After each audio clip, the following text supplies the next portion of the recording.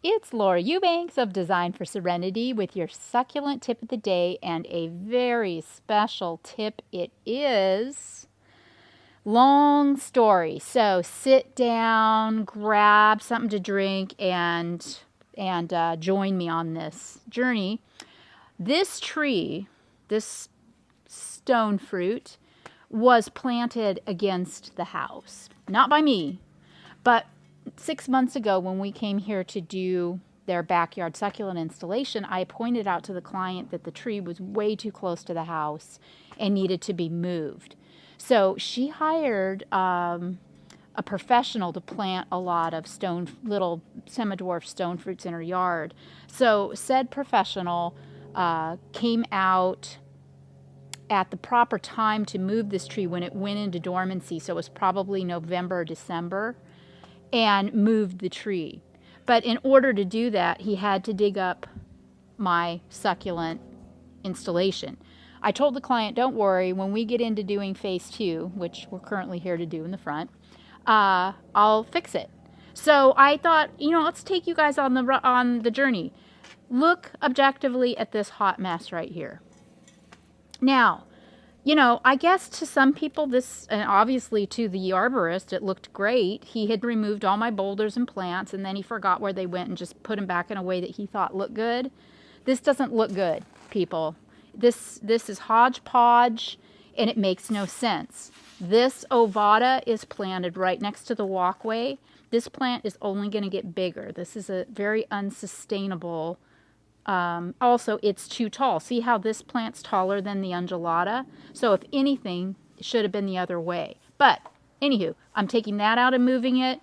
This Portulacaria afrovariegata is too cramped right in here. I don't know where that one was, but we'll find a new home. This area needs to be opened up. We do not need a plant there. These undulatas should be planted together as one unit.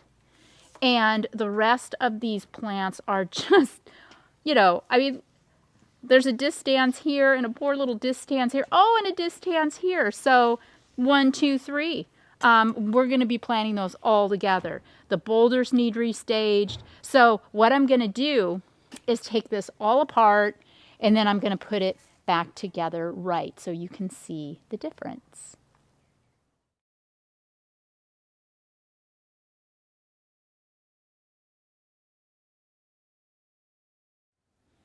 So it already looks better.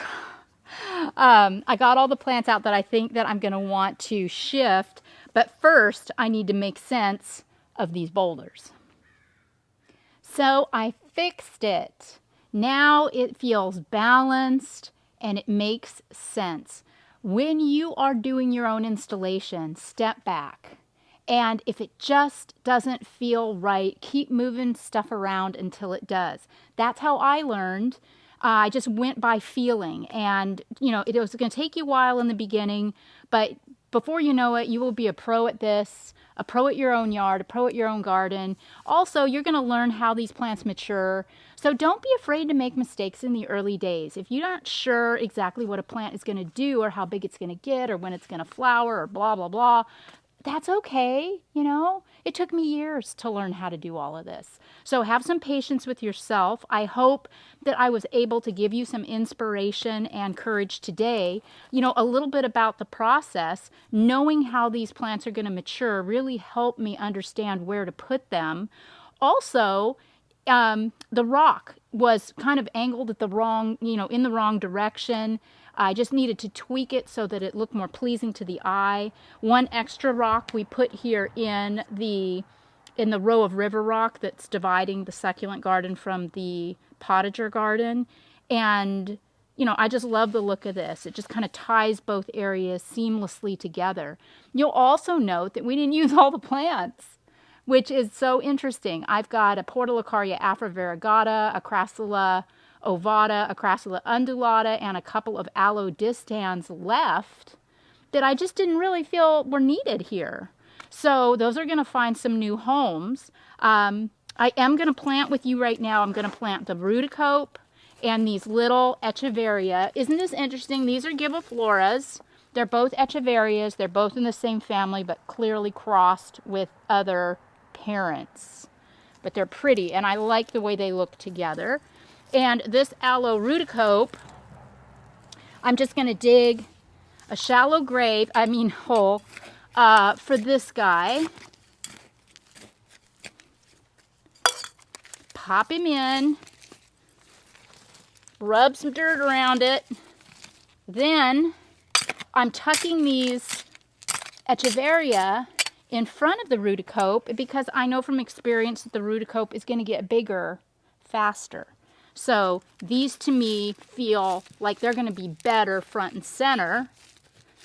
Oh my gosh, there's so much roots attached to this, whatever it is.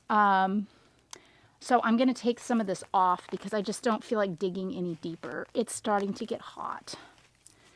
So we'll just remove more dirt, a little more roots. There, now it's flush. That looks nice. And then this little guy, this little topsy-turvy fella, can go right here. And then again, backfill gently. If your succulent stands up, you know the rest. Then just rub your rock around because we do not want to see any dirt showing.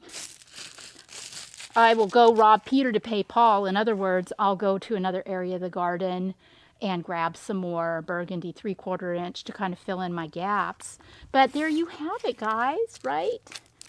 And you know, art is subjective, gardening is subjective, garden design subjective. So when you step back and say, I love it, that's when you know it's perfect. So as far as the tree, it is going to get more irrigation than, it needs more irrigation than the succulents, but that's okay. If your soil drains well, as this soil does, succulents can take additional water. They just don't need it. So if you live in a hospitable climate and you want to underplant your food crops, your fruit trees with succulents, not a problem, again, as long as the soil drains. So these plants will probably grow a little faster, but that's just job security for the old designer. This has been Laura Eubanks of Design for Serenity, reporting from 4S Ranch with your quick fix and your succulent tip of the day. Bye, guys.